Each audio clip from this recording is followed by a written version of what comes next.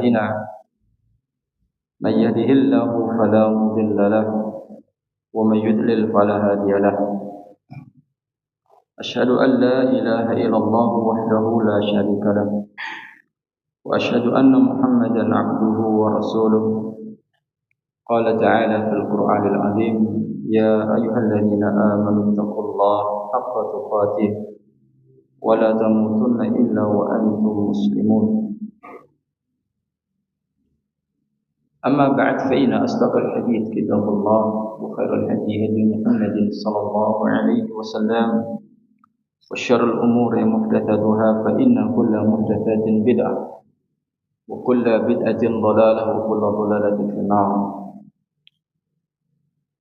Jamaah rahimani wa rahimakumullah, Bapak Ibu saudara sekalian yang semoga dimuliakan Allah Ta'ala. Alhamdulillah kita dipertemukan kembali oleh Allah Ta'ala di masjid yang kita cintai ini. InsyaAllah bersama-sama akan membaca dan juga mentadaburi ayat Al-Quran, meneruskan tafsir surah Al-Mujadilah. Mudah-mudahan Allah Ta'ala berikan hidayah dan taufik pada kita, ya, diberikan kemudahan untuk melajarinya, memahami, diberikan kemudahan pula untuk mengamalkan, bahkan kemudahan dalam mendakwahkan. Kalau tidak salah, kita sudah libur berapa kali? 3 atau 4 kali. Kita masuk di ayat 11, coba ya. Betul ya? 9.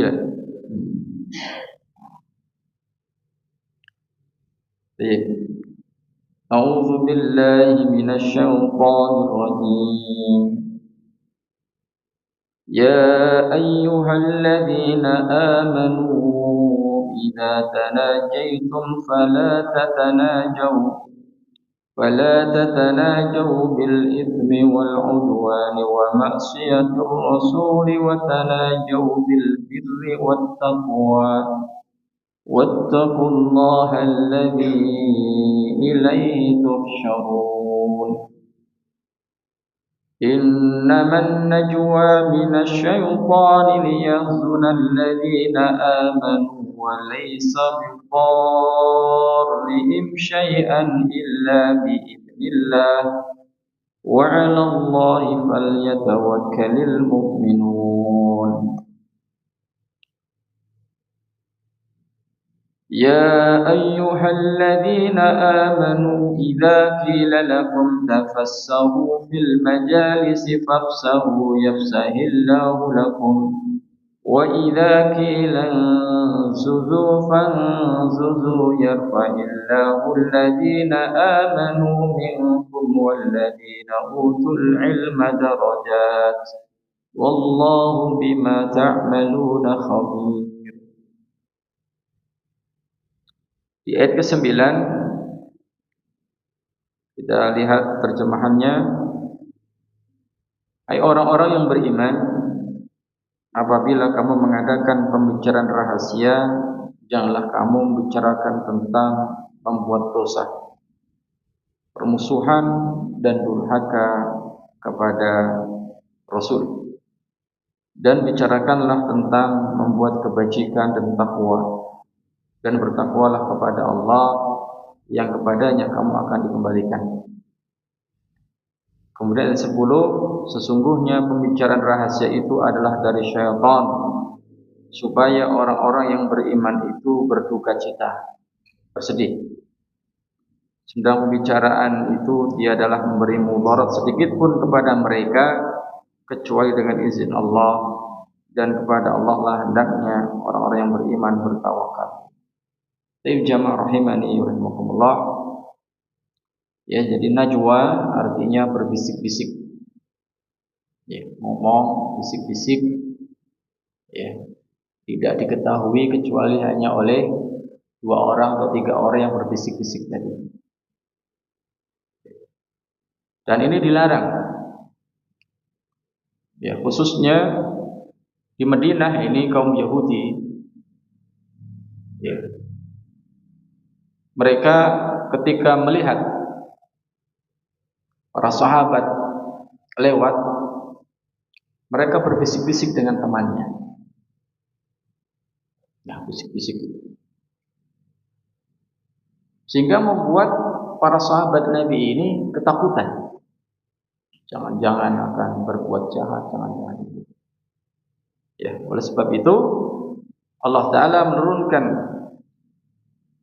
firman-Nya kepada Nabi Sallallahu Alaihi Wasallam untuk dibacakan, bahwa itu dilarang. Sebagaimana yang sudah kita baca di ayat sebelumnya, ayat ke-8. Alam tara ilal ladzina nuhu 'anil najwa thumma ya'uduna liman hu anhu wa tanajawna bil itsmi wal udwani wa ma'siyatir rasul.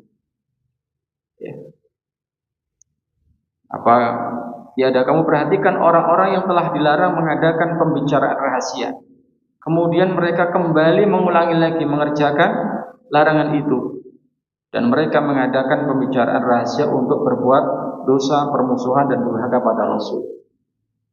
Ini kaum Yahudi.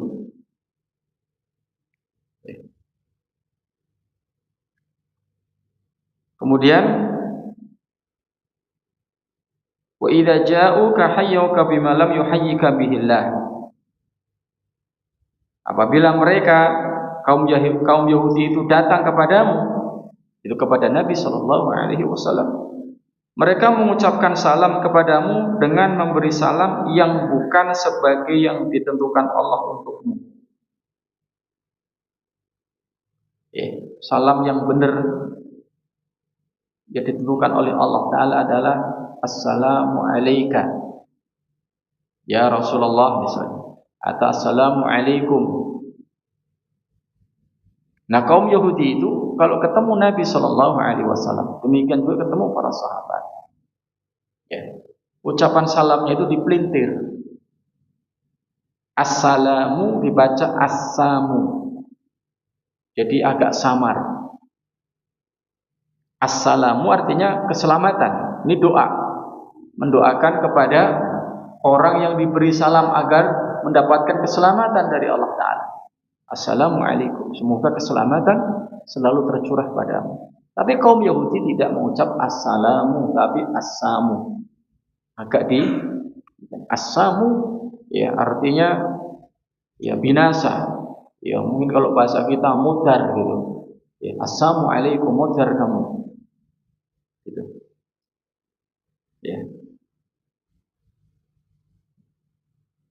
Makanya kalau ada ahli kitab Yahudi atau Nasrani mengucapkan salam kepada orang yang beriman, maka diperintahkan untuk menjawabnya wa'alaikum.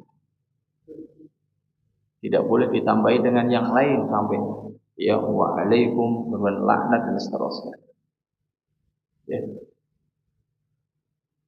Bahkan Aisyah pernah marah menambah dengan laknat dan seterusnya, dilarang oleh Nabi Sallallahu Alaihi Wasallam. Jadi meskipun kepada ahli kitab, orang kafir pun tetap ditegakkan keadilan.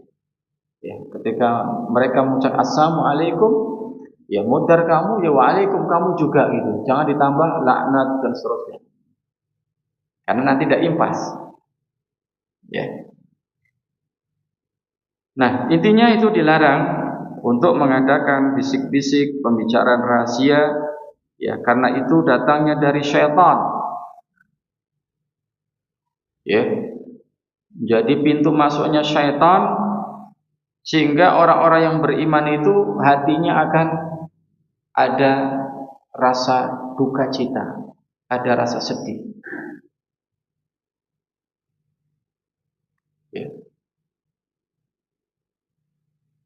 Apalagi misalnya di ayat yang sebelumnya,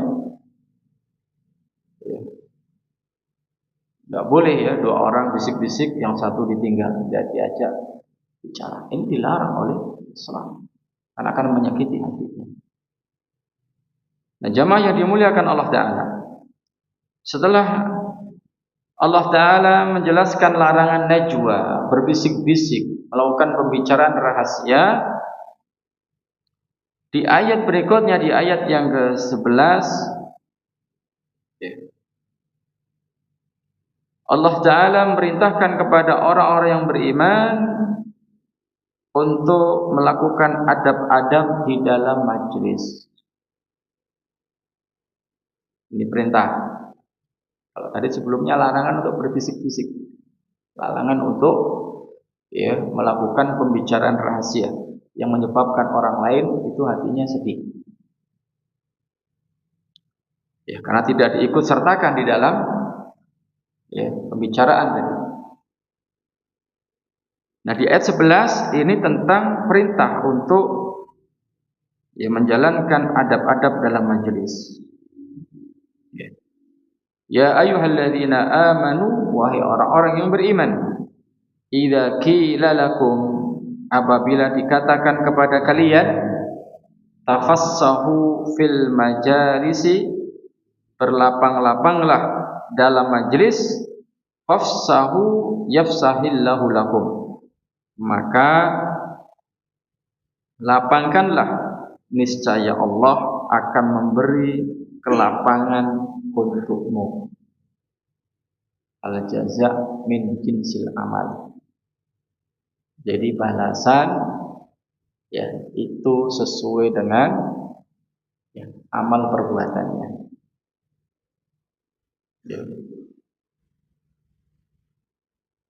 Jadi adab di dalam majlis, apabila ada yang mengatakan, ya qila lakum, dikatakan pada kalian, siapa yang berkata? Siapa saja, entah itu orang yang terhormat, orang yang terkenal, ustadz, kiai, atau tokoh, atau mungkin panitia di kegiatan di majelis tadi, untuk misalnya meminta agar maju atau geser, atau minta tolong supaya yang hadir belakangan diberi tempat. Tidak pandang bulu siapa yang memerintahkan, kita harus mentaatinya di majelis tersebut. Bahkan seandainya pun itu adalah orang yang baru datang. Jadi misalnya, majelis ini umum, mungkin majelis kayak sholat Jumat, mungkin dalam khutbah gitu majelis sholat Id, demikian juga majelis kajian.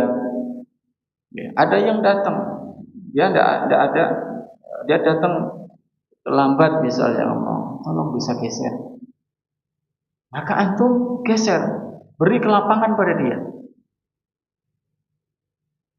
Yafsahillahu lakum, nanti Allah akan berikan kelapangan padamu. Kelapangan apa? Nah, ini objeknya mubham, tidak disebutkan. Maka ketika ada objek tidak disebutkan, berarti maknanya umum.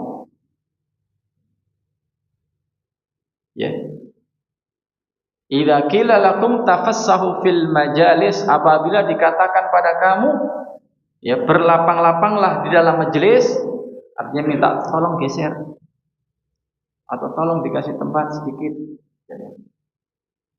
Yafsahillahu lakum, niscaya Allah akan memberikan kelapangan pada kalian. Kelapangan apa? Di ayat tidak disebutkan, mubham. Nah, kalau yang seperti ini berarti yufidul umum, kelapangan secara umum. Diberikan kelapangan rezekinya,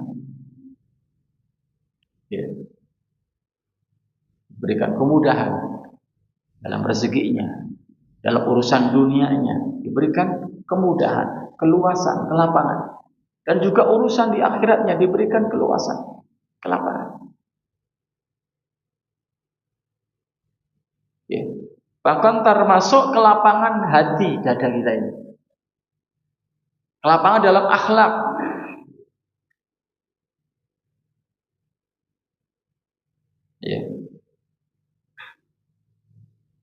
Kenapa demikian? Karena kita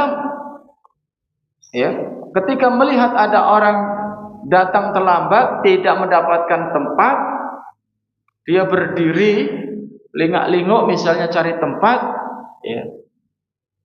Antum terjun di hati, kasihan. Dia berdiri atau duduk. Lalu antum geser atau minta teman yang sebelahnya tuh geser itu kasih. Kemudian orang itu pun ketika sudah dapat tempat, dia duduk di situ, kita merasa lapang hatinya. Alhamdulillah, orang tadi sudah duduk. Diberikan kelapangan hati, kelapangan di dalam akhlak, ya, jembar, ya, hatinya. Sehingga yafsahillahu lakum, Allah akan memberikan kelapangan kepadamu disebabkan karena kamu memberikan kelapangan pada orang lain di dalam majelis. Apa yang Allah berikan kelapangan bagi kita? Umum. Al-jaza' min jinsil amal. Ya.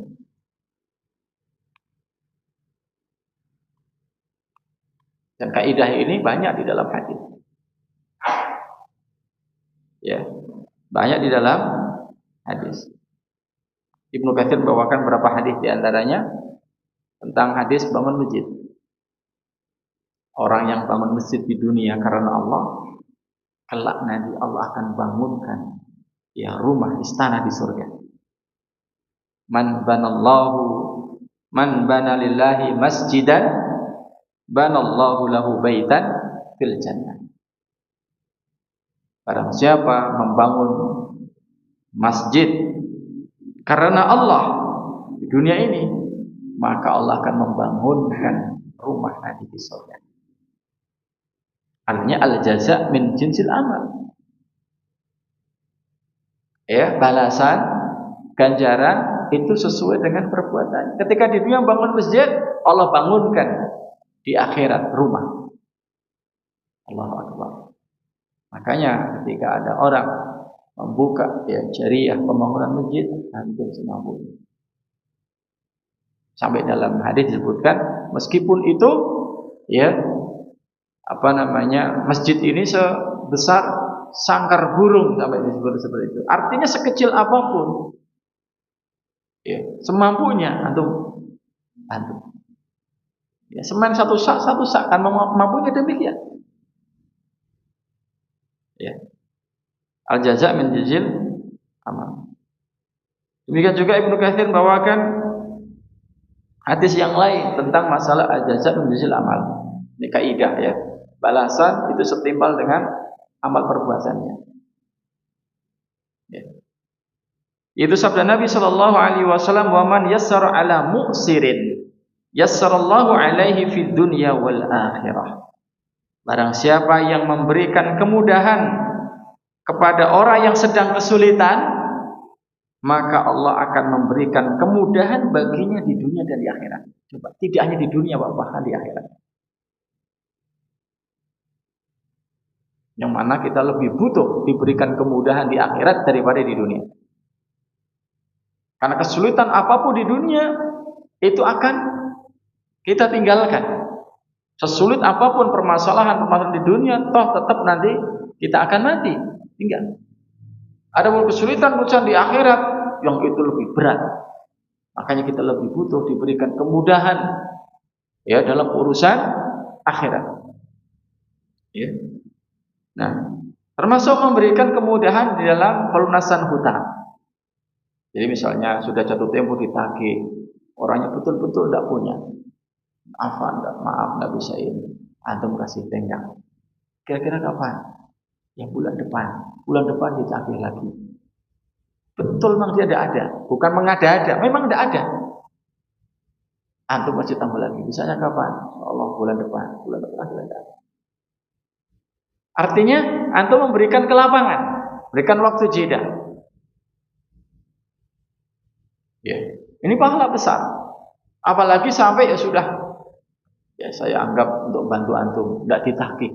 Masya Allah dari sedekah.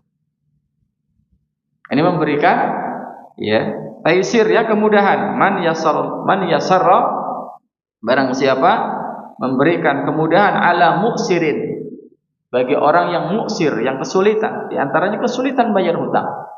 Ya dikasih tempo, kasih ya, perpanjangan waktu untuk bayar atau bahkan dilunasi dan seterusnya. Ya, maka Allah akan memberikan kemudahan baginya di dunia dan di akhirat. Al-jaza' min jinsil amal. Ketika di dunia memudahkan urusan orang, maka di akhirat Allah akan mudahkan urusan dia. Wa man satara musliman satarahullahu fi dunya wal akhirah. Barang siapa menutupi aibnya seorang Barang siapa menutupi aibnya seorang muslim di dunia, dia lihat aibnya orang muslim. Oh, dia tutup. Maksud tutup apa? Tidak diberitahukan pada orang lain. Cukup hanya dia yang tahu.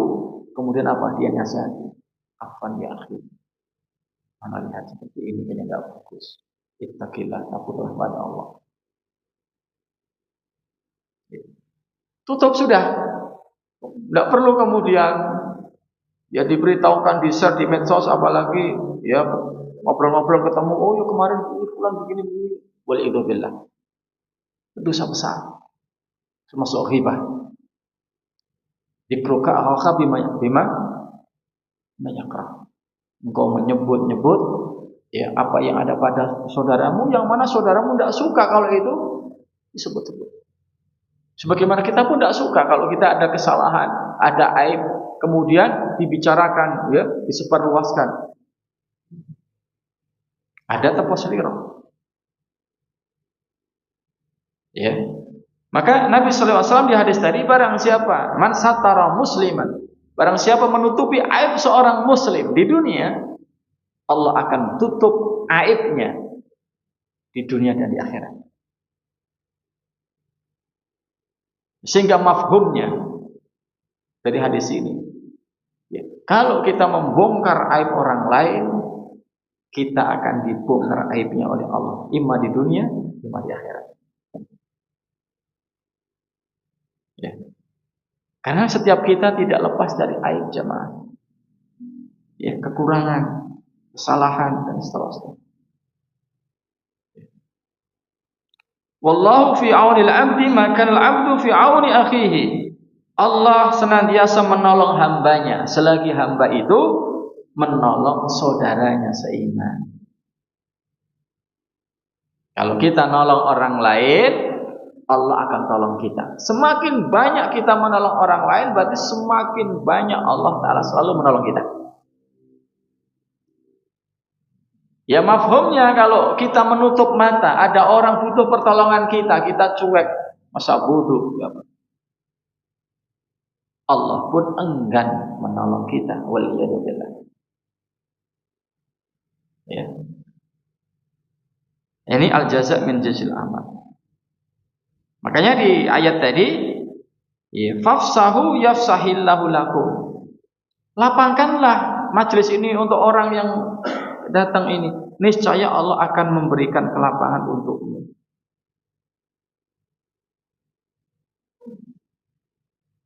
Ya, tentang sebab nuzul ayat ini berkaitan dengan dulu. Ya. Nabi Shallallahu Alaihi Wasallam ya duduk di sufah itu di emper ya, serambi masjid. Itu biasa digunakan oleh orang ahli sufah. Maka ada istilah ahli sufah. Para sahabat yang miskin, tidak punya rumah, tidak punya tempat tinggal, maka mereka tinggalnya ya makan, ya tidur di sufah. Sufah itu di serambi masjid. Kadang banyak, kadang sedikit. Kalau sudah mampu, ya bikin rumah, ya keluar dari sufah. Ganti lagi mungkin orang datang. Nah, Nabi SAW di hari Jumat duduk di sufah. Ya, orang-orang berkeliling membuat halaqah di situ penuh. Ya. Lalu ahlul badar ini orang-orang yang sahabat Nabi yang dulu ikut perang Badar. Ini punya kemuliaan di sisi Nabi Shallallahu Alaihi Wasallam.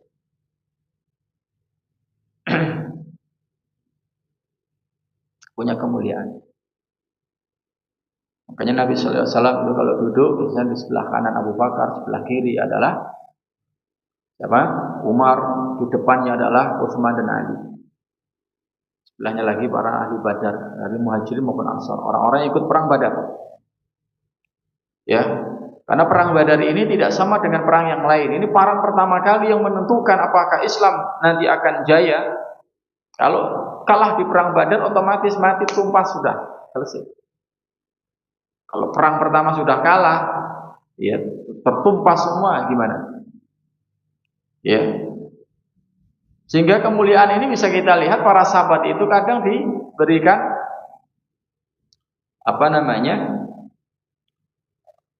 gelar, ya, Al-Badri belakangnya. Al-Badri itu maknanya adalah sahabat ini pernah ikut perang Badar, veteran Badar. Kalau di dalam nama sahabat sering disebut belakangnya Al-Badri. Kita menunjukkan berarti sahabat ini pernah ikut perang Badar. Tapi kita tidak akan lihat misalnya Al-Uhudi, tidak ada. Al-Khandaqi, tidak ada. Ya. Lebih seringnya adalah yang jadikan nisbat adalah perang Badar. Perang yang lain tidak digunakan sebagai nisbat. Ya. Sebagai Yaumul Furqan, hari pembeda, al-haq dan al-batil di situ. Ya. Nah, ketika Nabi SAW sedang duduk di majelis di Sufa ini, datang, lalu ada Ahlul Badar, ya, berapa sahabat yang datang, ya, tidak mendapatkan tempat, sudah penuh, penuh. Sehingga sahabat tadi hanya bisa berdiri belakang, berdiri. Ya. Maka Nabi SAW merintahkan pada si fulan, kamu berdiri, suruh geser supaya, ya, ahli Badar ini bisa duduk, khususnya duduk yang dekat dengan Nabi SAW. Kemudian Nabi SAW melihat raut wajah orang yang diperintah untuk berdiri bergeser itu, merasa tidak suka. Rasanya aku lebih dulu di sini kok diusir gitu. Orang yang belakangan datang kenapa suruh? Nah, orang-orang munafik ngedip-ngedipkan mata itu, teman Muhammad, ngompor-ngompori gitu. Ya. Maka turun ayat ini. Idza qila lakum tafassahu fil majalis fafsahu yafsahil lakum. Apabila dikatakan pada kalian berlapang-lapanglah di dalam majelis untuk geser atau apa sebagainya, maka, ya, lapangkanlah, niscaya Allah akan memberikan kelapangan kepadamu. Ya. Al-jaza' min jinsil, ya, amal.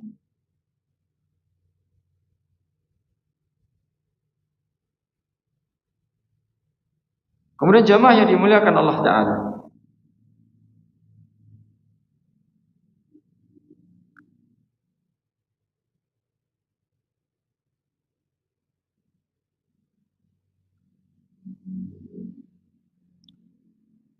yang berikutnya adalah wa idza qila zuzu fanzuzu yarfa'illahu alladziina aamanu minkum ila akhir ayat.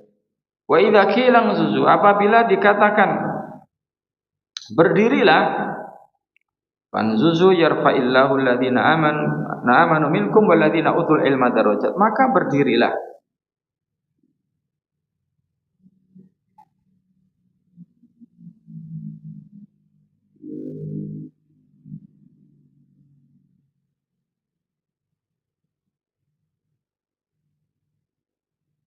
Ada berapa tafsir tentang ayat ini?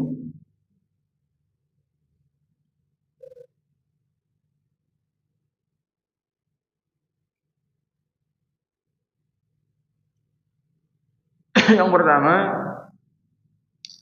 sebagaimana disebut oleh Imam Ibnu Katsir,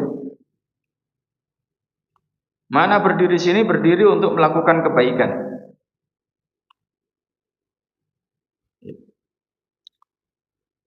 Sehingga wa idza qila zuzu, apabila dikatakan berdirilah, itu berdiri untuk melakukan kebaikan.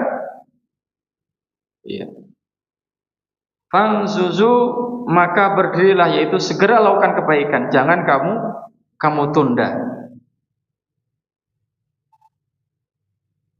Ya, karena, ya, menunda-nunda kebaikan itu termasuk dari syaitan, jemaah. tulul amal. Akan kita akan punya umur panjang, ini nanti aja, besok dan seterusnya.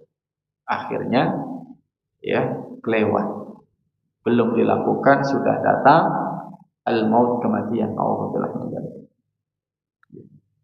Maka kita dilarang untuk menunda-nunda. Ketika mampu dilakukan sekarang. Karena waktu kita adalah satu yang telah lewat, itu tidak akan kembali. Yang kedua saat ini. Adapun nanti itu bukan waktu kita. Karena itu belum terjadi pada kita. Dan tidak ada kepastian bahwa kita akan ketemu dengan nanti. Nanti itu yang mungkin sejam lagi, mungkin besok, mungkin lusa, mungkin pekan depan, seterusnya. Maka jangan menunda amal kebaikan. Sehingga dalam Al-Quran banyak disebutkan ayat-ayat untuk istibaq bil khairat, berlomba-lomba dalam kebaikan. Wastabiqul khairat.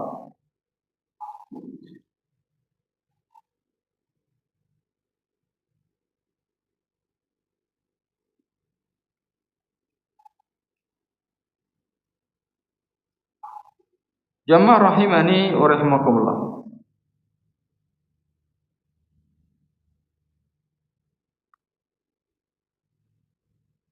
Kemudian makna yang kedua, apabila dikatakan kepada kalian berdirilah, maka berdiri adalah makna zahir. Makna zahir.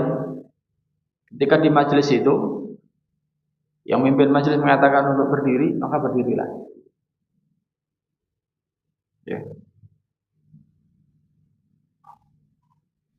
Adapun tentang hukum berdiri ini, para ulama menjelaskan, kalau berdiri menyambut orang, ini dalam satu majelis misalnya, ada orang yang mulia terhormat datang, lalu berdiri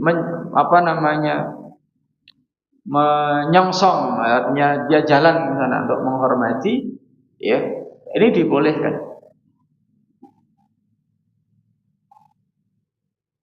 Bagaimana hal ini pernah terjadi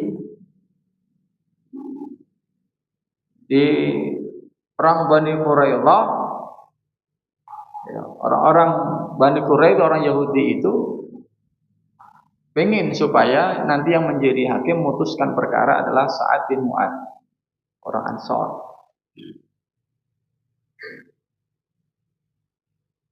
Tidak ada masalah. Ketika Sa'ad bin Mu'adz ini datang, maka Nabi SAW mengatakan, "Qumu ila sayyidikum." Berdirilah kalian untuk menghormati pemimpin kalian.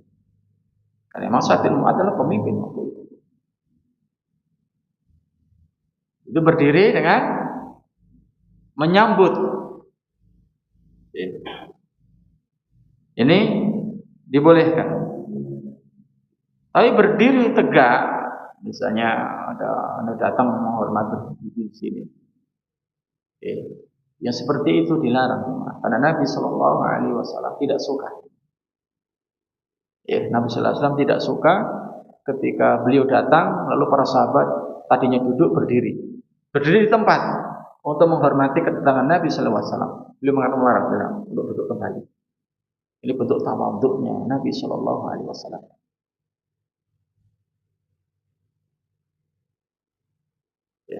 Tidak mungkin seperti kita lihat saat sekarang, datang kemudian berdiri dengan sambutan yang kadang di luar batas, melebihi daripada para sahabat ketika menyambut dan memuliakan Nabi Sallallahu Alaihi Wasallam.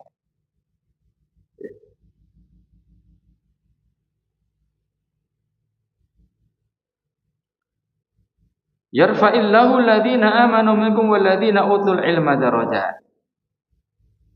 Niscaya Allah akan mengangkat orang-orang yang beriman dari kalian dan orang-orang yang diberi ilmu beberapa derajat. Maksudnya jangan dikira kalau misalnya disuruh berdiri, maka berarti dia tidak mulia. Jangan menganggap seperti itu. Ya, karena tadi ketika Nabi SAW mengatakan bulan berdiri supaya Ahlul Badar bisa duduk di situ. Kaum Yahudi kedip-kedip mata. Tuh lihat, tidak adil itu Muhammad sama kamu. Kamu datang lebih awal tapi suruh berdiri. Maka Allah Ta'ala mengatakan, kamu berdiri ini tidak akan mengurangi kemuliaanmu dalam majelis ini. Bahkan apa? Yarfa'illahu alladhina amanu walladhina utul ilma darajat. Bahkan Allah akan mengangkat orang-orang yang beriman dan yang diberi ilmu beberapa derajat. Karena kita bisa membayangkan zaman dulu jamaah. Zaman dulu itu tidak kadang seperti sekarang. Orang sekarang ya apa tidak kadang-kala lebih memilih datang lebih dulu tapi lebih milih duduk di belakang. Alasannya apa? Toh suaranya Ustadz juga kedengeran. Di belakang juga bisa mungkin ini bisa itu. Bisa nyambi gitu. Nyambi online gitu. Ada nyambi online. Ya. Kalau zaman dulu tidak ada pengeras suara. Justru malah rebutan pengen duduk paling dekat dengan Nabi sallallahu alaihi wasallam. Maka mereka pelit kalau perlu jangan ada orang dekat. Gitu. Kenapa suaranya terbatas? Kalau datang belakangan, ini belakang kadang enggak dengar. Enggak ada pengeras suara seperti ini. Sudah masuk ya. Ya. Nah, jamaah, orang yang lebih dulu datang di sini ya, itu punya kemuliaan. Kenapa? Dekat dengan guru. Waktu itu Nabi Shallallahu Alaihi Wasallam. Dan kemudian akan lebih dikenal wajahnya si fulan ini masya Allah kelihatan ya, tidak pernah ngantuk kan di depan gitu. Sehingga ada kemuliaan. Dengar juga jelas, tidak akan salah paham. Kalaupun nulis, tidak mungkin salah tulis. Karena bisa jadi ya kalau samar-samar apalagi sambil ngantuk duduknya di belakang kadang salah tulis. Hadis kadang salah tulis. Maka sering kita sebut ada hadis syad. Syad itu adalah hadis ya yang menyelisihi ya, perawi yang lebih thiqah dalam penyampaian. Mungkin salah menyebut. Seperti hadis misalnya apa? Hadis tentang akikah. Ya. Yudbahu yauma sabihi wa yuhlaku wa yusamma. Artinya kan begitu. Disembelihkan pada hari ketujuh, dicukur rambutnya, wa yusamma dan diberi nama. Namanya siapa? Abdullah Fulan. Tapi ada di riwayat Abu Dawud apa? Bukan wa yusamma, tapi wa yudamma. Coba. Sinnya diganti dengan dal, damma. Dam itu artinya darah. Sehingga apa? Disembelihkan kambing pada hari ketujuh, wa yuhlaku dicukur gundul bayinya, wa yudamma dan gundulnya bayi tadi diolesi dengan yudamma, dam yaitu darah kambing tadi. Itu ada riwayat di Sunan Abu Dawud. Tapi para ulama mengatakan itu syad. Ya bisa jadi mungkin ya pas nulis diktegunya tidak jelas karena zaman dulu tidak ada mikrofon pengeras suara seperti ini, atau mungkin dia duduk di belakang, mungkin ngantuk dan seterusnya. Makanya zaman dulu ya pengen paling dekat dengan Nabi Sallallahu Alaihi Wasallam, diikuti para salaf. Ya. Di zamannya tabiin, para tabiin duduk dekat gurunya, para sahabat dan seterusnya. Karena akan lebih jelas, kemudian lebih dikenal sama gurunya. Ada kemuliaan. Duduk dekat dengan guru itu ada kemuliaan. Bahkan juga ya disebut dalam hadis juga ada kemuliaan. Makanya ketika dia ingin berbagi kemuliaan, artinya apa? Memberi tempat pada orang yang datang. Ya, maka dia akan diangkat derajatnya oleh Allah Ta'ala. Karena dia telah memberikan kemuliaan, memberikan derajat kepada orang, Allah pun angkat derajatnya. Yarfa'illahu alladhina amanu minkum walladhina utul ilma darajat. Allah mengangkat ya, di antara kalian orang-orang yang beriman dan yang diberi ilmu beberapa. Bukan satu derajat, darajat ini jamak. Ya. Baik, sudah masuk isya, silakan adzan dulu.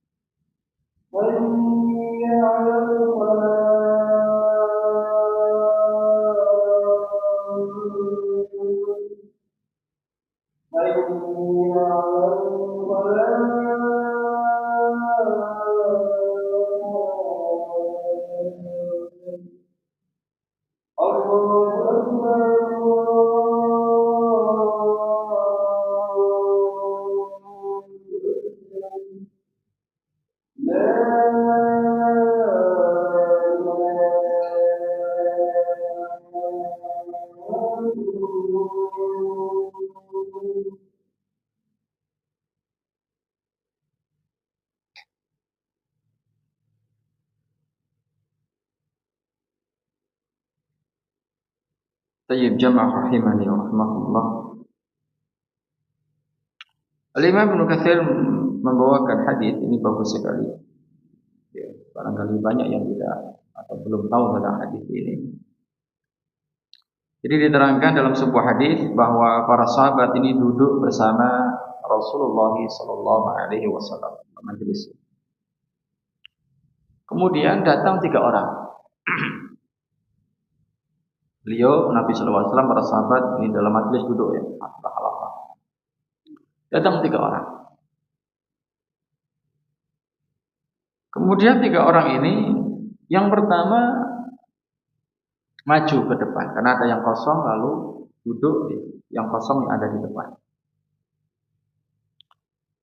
Orang kedua duduk di belakang, padahal di depan ada yang kosong. Tapi milih duduk di belakang. Orang yang ketiga tidak gabung majelis, pergi. Tidak jadi duduk di situ, tapi pergi. Faqala Rasulullah sallallahu alaihi wasallam. Maka Nabi sallallahu alaihi wasallam mengatakan, "Ala unabbiukum bi khabari salatah." Maukah aku beritahukan tentang 3 orang tadi? Amal awwalu fa'awa ila Allah fa'awahu Allah. Adapun orang yang pertama, ya dia berlindung kepada Allah, maka Allah pun memberikan ya perlindungannya kepadanya. Dia menempati yang kosong di depan, dia mengambil tempat di situ, maka Allah melindungi dia. Wa amatsani fastahya Allahu minhu. Adapun orang yang kedua yang tidak maju, tidak duduk di depan, tapi duduk di belakang, fastahya, dia malu. Malu untuk duduk di depan, makanya dia pilih di belakang. Ya. Fastahya Allahu minhu, maka Allah pun malu kepadanya.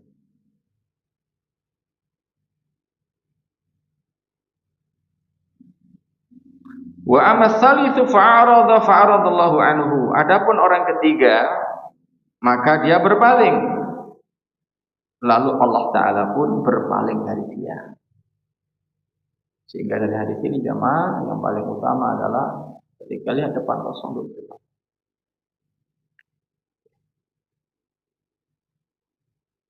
Kemudian ketika ada yang kosong misalnya, atau mungkin sudah rapat ya, tapi seandainya geser masih bisa ada orang datang diberi tempat. Ini adab, diberi tempat. Kita berbagi tempat. Ya, jangan Mas Abudu tidak peduli. Ya. Seakan kita di dalam majelis itu masya Allah. Ya, tempat yang mulia jamaah, dihadiri malaikat. Ya, ada punya adab.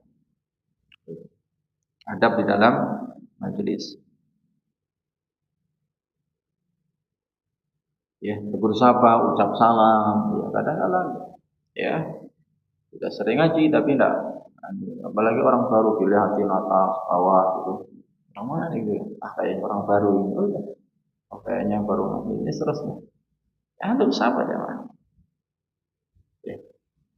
Jangan membuat apalagi orang yang baru ngaji ini seakan ya di apa istilahnya? Ya, ya.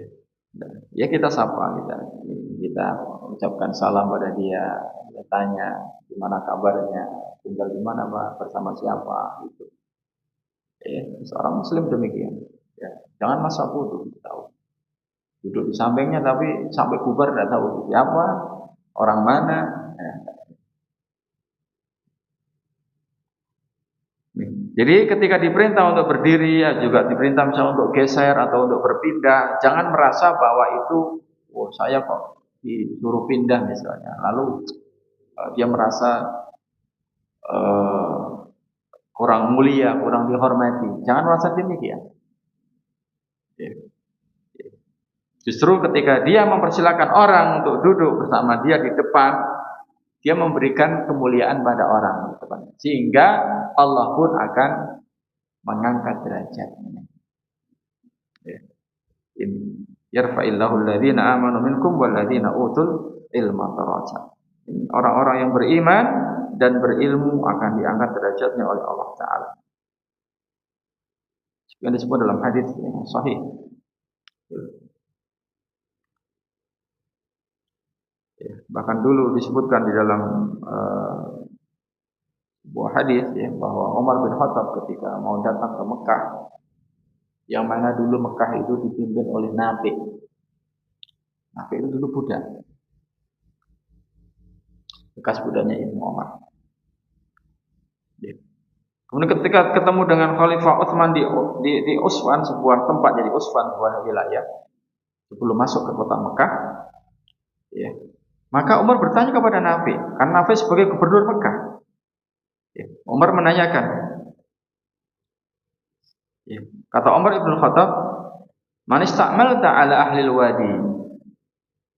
Ya. Kata Umar, siapa yang Anda angkat sebagai gubernur bagi wadi-wadi itu maksudnya adalah lembah-lembah di Mekah. Maksudnya kalau kamu tinggalkan, siapa penggantinya di Mekah ini sebagai pemimpin? Kata Nafi, faqala Ibnu Abza. Yang menggantikanku adalah Ibnu Abza. Ya. Kemudian qala wa man Ibnu Abza? Siapakah itu Ibnu Abza? Kata Umar bin Khattab. Qala maula min mawalina. Dia maula, bekas budak di antara budak-budak yang dimiliki oleh penduduk Mekah. Qala kata Umar fastakhlafta alaihim maulan. Kata Umar, ya. Apa engkau mengangkat seorang budak untuk menjadi pemimpin mereka di Mekah lagi, tempat yang mulia? Ya. Umar, kamu angkat ini maulah bekas budak menjadi pemimpin gubernur di Mekah. Maka Nafi menjawab, ya. Innahu qari'un li kitabillahi azza wa jalla wa innahu alimun bil fara'id. Kata Nafi, sungguhnya dia itu qari'un li kitabillah, ahli Quran. bacaannya, hafalannya, ya, menghafal Quran. Wa innahu alimun bil faraid, dan dia juga menguasai ilmu faraid. Ilmu tentang waris. Ini alasannya kenapa Nafi' mengangkat Ibnu Abza menjadi pemimpin, karena dia berilmu. Memiliki keunggulan ilmu dibanding orang-orang yang lain. Khususnya ilmu tentang Al-Quran, baik bacaannya, baik tafsirnya. Mendengar hal itu, apa kata Umar? Qala Umar, ama inna nabiyyakum sallallahu alaihi wasallam qad qala inna allaha yarfa'u bihadzal kitabi aqwaman wa yada'u bihi akharin. Kata Umar, sesungguhnya Nabi kalian sallallahu alaihi wasallam telah bersabda. Apa sabdanya? Sesungguhnya Allah, ya, mengangkat sebagian kaum derajatnya dengan kitab ini, yaitu Al-Quran. Artinya ketika mau mengimani Al-Quran, mau mengamalkan isi Quran, ya, maka Allah mengangkat derajat kaum dengan kitab ini, yaitu Al-Quran. Kata Nabi sallallahu alaihi wasallam. Wa yada'u bihi akharin, dan menghinakan kaum yang lain dengan Al-Quran juga. Maksudnya apa? Ketika tidak mau mengimani Al-Quran, tidak mau menjalankan isi Quran. Ini menunjukkan ilmu. Sampai bekas budak pun, ya, diangkat derajatnya oleh Allah Ta'ala menjadi pemimpin. Bahkan yang dipimpin adalah negeri Mekah, disebabkan karena ilmu. Sehingga maha benar apa yang Allah firmankan. Karena dia telah mendapatkan, ya, warisan dari Nabi Sallallahu Alaihi Wasallam. Ya, termasuk dalam perang Uhud jamaah. Ya, perang Uhud ini repot. Kalau setelah selesai perang banyak yang terbunuh syahid. Ya, kalau menggali satu lubang untuk satu jenazah, ini dalam kondisi perang repot, banyak yang meninggal. Ya. Makanya, ya, dibuatlah satu lubang diisi 3 jenazah. Ya. Para sahabat mengadu kepada Nabi Sallallahu Alaihi Wasallam, ya, tentang kesulitan mereka untuk mengubur satu jenazah di satu lubang. Ya. Maka Nabi Sallallahu Alaihi Wasallam memerintahkan, "Ifiru wa'amiku wa'ahsinu." Galilah dalam kalah kaliannya berbagus. Wadfinu il-ithnain wa thalathah fi qabrin wahid. Kuburkanlah 2 atau 3 jenazah di satu lubang. Qalu, para sahabat bertanya, "Faman nuqaddimu ya Rasulullah?" Siapa yang lebih kami dulukan untuk dimasukkan ke liang lahat ini, wahai Rasulullah? Qala qaddimu aktsaruhum Qur'ana.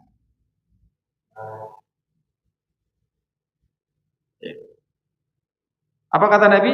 Dahulukan jenazah yang dia ketika di dunia, ketika masih hidup, paling banyak menguasai Al-Quran, paling banyak hafalan Quran, ilmu, sehingga dia lebih didulukan, diturunkan ke lahat yang menghadap ke arah kiblat dan belakang.